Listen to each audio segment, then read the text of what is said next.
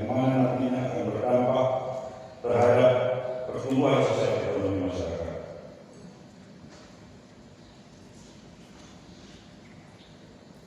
Mencermati hal tersebut, fraksi kami yang sepakat berharap kepada pemerintah Kabupaten Aceh Tamiang untuk tetap terus berpedoman pada peraturan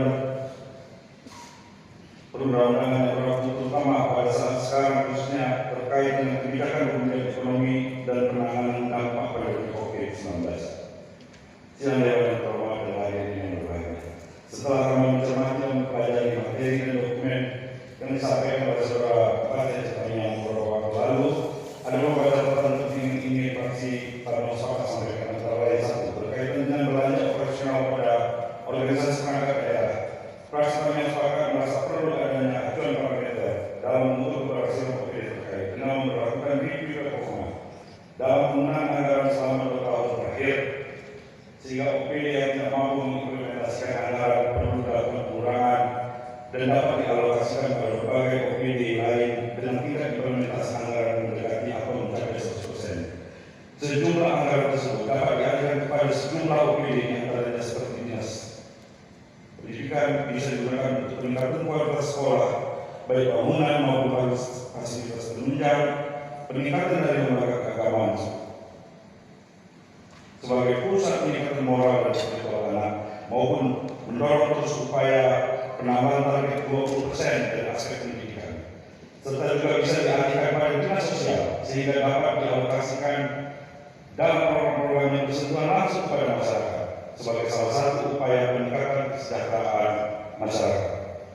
2. Dalam memaksimalkan peran APBK tahun anggaran 2023 mendatang, program-program pengentasan kemiskinan juga harus diperhatikan karena program tersebut merupakan salah satu tolak ukur menuju kesejahteraan masyarakat. Dalam menjalankan program pengentasan kemiskinan, masyarakat tentu harus dilakukan secara terukur dengan berbasis data yang akurat, termasuk tingkat atau jenis kemiskinannya. 3. Terkait dengan persoalan banjir yang kerap kali dialami oleh masyarakat, khususnya yang berada di wilayah hilir, fraksi kami yang sepakat meminta kepada pemerintah Kabupaten Aceh Tamiang dapat memberikan penjelasan sejauh mana penanganan permasalahan banjir yang selama ini dilakukan, serta bagaimana asumsi atau tingkat keberhasilan penanganan permasalahan tersebut pada tahun 2023 mendatang. 4. Terkait dengan persoalan tenaga honorer, fraksi kami yang sepakat meminta kepada pemerintah Kabupaten Aceh Tamiang agar mencari format penyelesaian yang baik sehingga persoalan tenaga honorer ini dapat diselesaikan dan tidak menimbulkan persoalan-persoalan sosial di Kabupaten Aceh Tamiang. 5. Terkait dengan penerimaan pendapatan asli daerah, fraksi kami yang sepakat meminta kepada pemerintah Kabupaten Aceh Tamiang agar terus melakukan inovasi serta optimalisasi berbasis data sehingga di tahun mendatang mampu meningkatkan penerimaan pendapatan asli daerah Kabupaten Aceh Tamiang. Sidang Dewan yang terhormat, hadirin yang berbahagia, demikianlah pandangan umum fraksi kami yang sepakat atas rancangan KUA dan PPAS Kabupaten Aceh Tamiang tahun anggaran 2023. Semoga rancangan ini dapat menjadi pedoman bagi penyusunan APBK Aceh Tamiang tahun 2023.